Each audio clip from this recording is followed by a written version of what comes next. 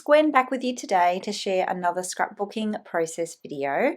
I'm super excited about this one because today I'm joining in the fun of Scraptember. So the gorgeous Laura Alberts has invited me to guest design this year, and for those that don't know, Laura is on the Cocoa Vanilla design team with me.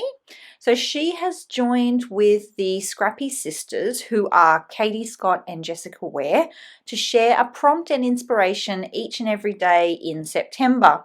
And I'm going to be joining in on a couple of those prompts, so it's going to be heaps of fun. I'll leave links in the description box below for you with all of the details, and you can go and check all that out, and you can see who else is guesting and keep up with all the scrappy inspiration from there. So on to the layout. Today's prompt is single photo, and I am working with the new Pink Fresh Studio Let's Stay Home collection. I'm also using two cut files from my cut file shop. The first one is that background wiggly line one, and that one's called Intersecting Lines.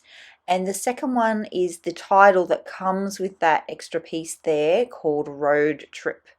So the picture that I'm using was taken on a road trip up to the Sunshine Coast. I live in Queensland, and the Gold Coast is about 2 hours from the Sunshine Coast, and we did a day trip up that way. And these are photos that were taken at a little lookout, little rest stop there. And I wanted to document that, and I wanted to pull in with my cut files the story of that road trip. I've also left in a little bit of this footage on how I create the border around my layouts. Many of my pages have that. I find that it really finishes off the page, and I do get asked a little bit about how I go about that, so I have left that in there on purpose. I always gut the centers out of the pattern papers because otherwise I would waste so much, just because I use that frame on most of my pages there. Yeah, so left that in there. And you can also see I have run with my sewing machine. We're using some contrasting thread there along all the lines of that Intersecting Lines cut file. The idea is to loosely replicate roads or pathways. It was a journey. I'm trying to pull in, when I create, I like to pull in the theme of the photo with all of the aspects of the page. I like it to tell, like the elements on the page to help me tell the story. So that's the background pretty much sorted. So now I'm doing a quick sweep of all of the elements in the collection. I haven't worked with this one before, so I just need to exclude a few things. Maybe they might be the wrong color or wrong sentiment, so that I've only got the options of things that will work for my page. Otherwise, I find that there's just too many choices to make and I can really struggle. So yeah, so everything that's workable is on the right there, and I'm just showing you that I've added some more stitching, so along the outer edge of the layout there, and then along the edge of that arc that I had cut from that rainbow paper. So I'm pretty set now, and I have gone ahead and backed the cut file off camera. For that, I did use the 6x6 paper pad. I find that they're a really good format for backing cut files like this one because the prints in the pattern are smaller, so you can get a better feel for the pattern behind those smaller spaces within the cut file. Hope that makes sense. Yeah, and now I've got everything out, and it's really just going to be a matter of having a play and enjoying the process, and in my usual way, auditioning all the pieces in all the locations. And as I work, what you'll see, so everything there, as I mentioned, on the right is possible options. So as I work and as the layout comes together, I will further exclude things. And as I do that, I will put them in the little bowl with those other ones that are already excluded. And then as the page comes together, eventually I'll end up with nothing there on the right. And then that's when I'll kind of know that the page is done, unless I go digging into my stash. But yeah, generally once that little pile there on the right is empty, the page is pretty well complete. So at this point I do have a pretty solid plan, and good news, it's time to stick the photo down. I do tend to position everything first, get a really good feel for where the page is going, and then go back and glue things into position. I'm definitely not a stick and plonk kind of girl. I need to know where everything's going to go before I lock it all in, purely because I just keep changing my mind. Maybe for fun one day I should make a page and just insist that the first position of everything is where it gets stuck. It would be interesting to see how different the end result would turn out. Yeah, I might have a think about that.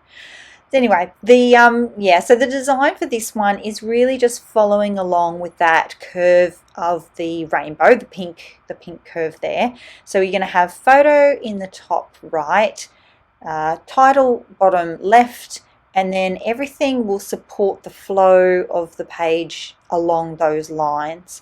So I have talked a little bit about on my channel my flowing clusters. So I don't generally have rule of three clusters around the page.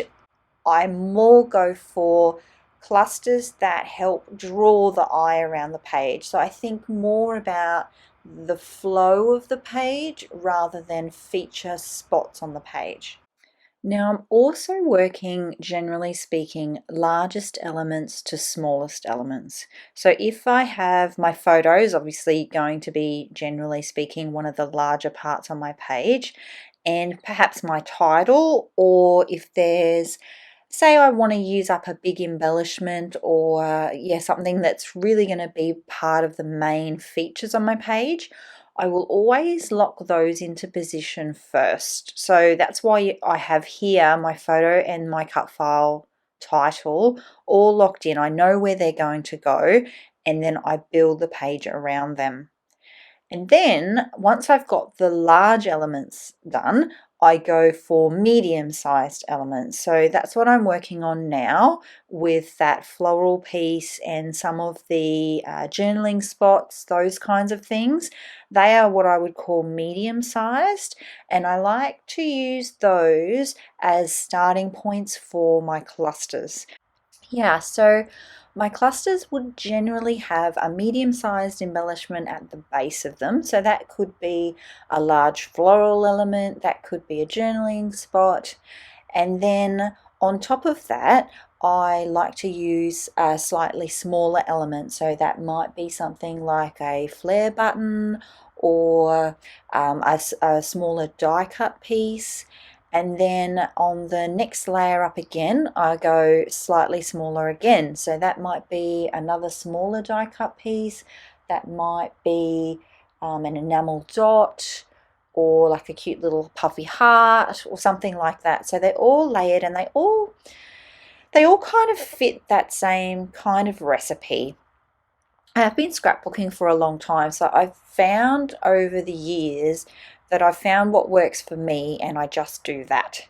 So whatever that is for you, I highly recommend that. I don't think that there will ever be like a right or wrong way to scrapbook or there's no scrapbooking police. I think it's really just a matter of finding what works for you and your style and what you like and just going with that, just rolling with that. And all the pages that I've been really true to that and my style have always been my favorite pages. So things are getting serious because I have my Scotch Quick Dry adhesive out, and I'm really loving how this is looking now, and it's time to lock some things into position. So you can see what I was talking about earlier about that flow of the clusters from the, say, top right of my photo down towards the cut file on the bottom left hand corner of my photo. I do have a few more things that I'm going to add, but yeah, I'm liking how this is looking, and I'm liking how I've included quite a few of those round elements. I feel like they really support the curves in the background cut file, the curves in the road part there that I'm adhering, and the arc there of that bottom rainbow piece, that pink section. Yeah, and it's now that I kind of realize that I want to add something small to the right of that R in road. I just feel like it's a little empty on that left-hand side of the page. My layouts are pretty embellishment heavy, just by it's part of my style. So I do like to have, yeah, a lot of a lot of pretties on my pages. But yeah, I felt like that section there on the left of the R there needed just a little bit. And in the end, I really love how it kind of makes it look like a little bit of a road map. So I put that puffy sticker house, that orange little geotag with the house there, and I kind of felt like that was kind of like our house, the start of the journey. And then you travel along the little road map there, and you take a couple of happy snaps, and then on the right there you'll see I'll finish with adding a puffy house so that we're then back home. I know it's not a loop, but it's the, I don't know, it's the theme, it's the vibe of the thing. My Aussie viewers will get that reference. It's from the movie The Castle, which is like all-time Aussie classic movie. Anyways, tangent. Back to the layout. Yes, more fussing with lots of the little bits and bobs. I did think I was going to use two houses. I'm not sure why. I think I just, because they're cute and I wanted to add them. I'd only end up with one, and it does end up down at that bottom position there. I just have to trial everything in all the spots. Even when it's so funny, because even when I put something on the page and I go, oh, that looks cute there, I'm not happy with that. I have to test it somewhere else just to be sure. Anyways, I don't leave a lot more of that in there. You can see the process and you kind of get a feel for the way that I work and the way that I create pages. And from the comments and people messaging me, it does seem that that's the same as a lot of other people. It's not always, when you see these really short 10-minute videos where everything seems to be placed so easily and so effortlessly, to from what I'm experiencing, that's not most people. Most people do fuss with things the same as I do. So as I finish up the page, I did just want to remind you that I've popped links below to Laura Albert's channel. I've also popped one there for the Scrappy Sisters, and I've also got one there for my freebie cut files. So if you use cut files on your pages and you like free things, hello, make sure that you sign up for those. I will also link for those of you who don't use cut files. I also have a digital planner template which you can grab for free as well. It just helps you plan your projects. It's just a little A5 printout PDF. So I'll link to that as well so that there's something for everybody. I really hope you enjoyed watching my process, and I hope it wasn't too painful for you. I hope you enjoyed seeing, how I work and how this one came together. And yeah, thank you so much for joining me. I will leave you with some close-up images of the layout, and I do lift it here in a moment so that you can get a really nice close-up look.